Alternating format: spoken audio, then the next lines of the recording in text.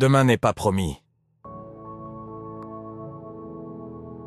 Vous qui ne savez pas ce qui arrivera demain, car qu'est-ce que votre vie?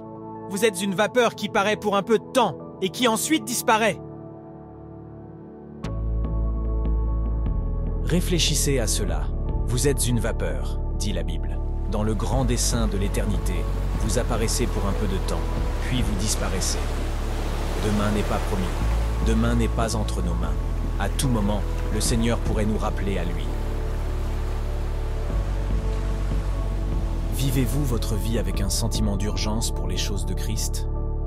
Car si vous croyez vraiment que demain n'est pas promis, alors vous vivrez avec un but. Tout. Ce que vous faites devrait être fait en vue de l'éternité. Chaque seconde qui passe, chaque minute et chaque heure, nous nous rapprochons d'un moment fixé où nous nous tiendrons devant Dieu pour rendre compte de ce que nous avons fait de notre vie. C'est maintenant le moment de se réconcilier avec Dieu et de construire une relation proche avec Jésus-Christ. C'est maintenant le moment de travailler et de servir le royaume de Dieu. C'est maintenant le moment de se soumettre pleinement à Jésus-Christ. Ne remettez pas cela à plus tard, même une seconde. Il n'y a aucune raison d'attendre. Il y a de la joie en lui. Il y a la vie éternelle en lui. Lorsque vous cessez de lutter contre Dieu et que vous le laissez transformer votre vie, vous ferez l'expérience d'une liberté comme vous n'en avez jamais ressenti auparavant. Jésus satisfait toute faim. Il étanche toute soif. Il comble les désirs les plus profonds de votre âme. Venez à lui aujourd'hui.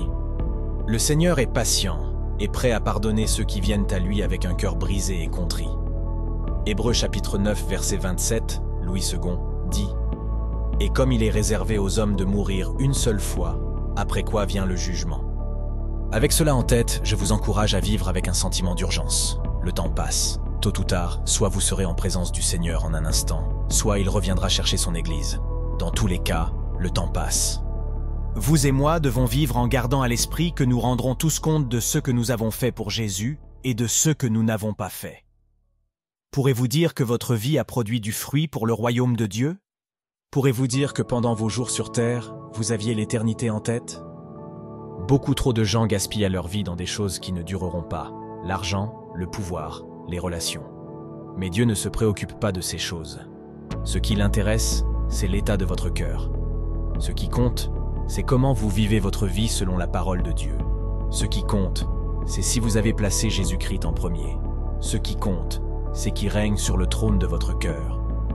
À la fin de votre vie, le Seigneur ne vous demandera pas combien d'argent vous avez gagné, ni combien d'amis vous vous êtes fait, ni même combien de bonnes œuvres vous avez accomplies.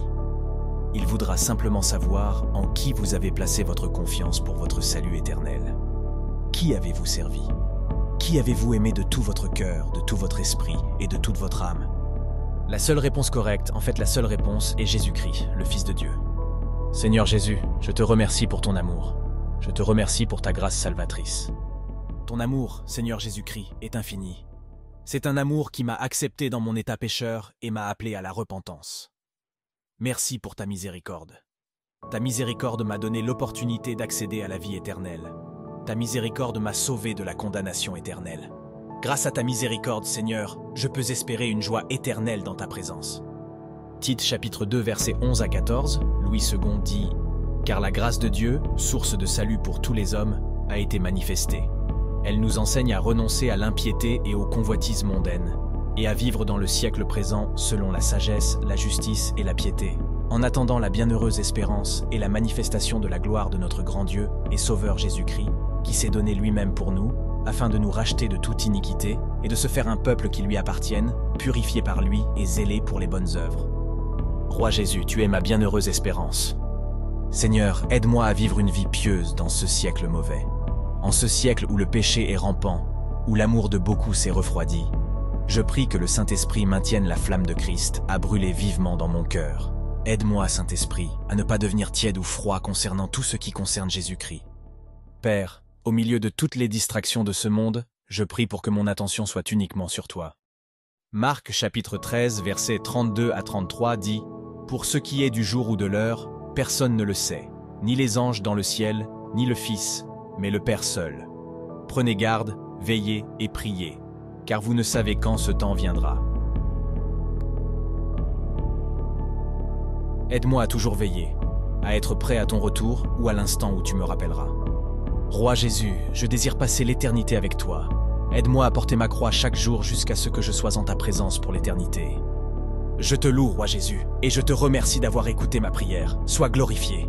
Au nom de Jésus, je prie. Amen.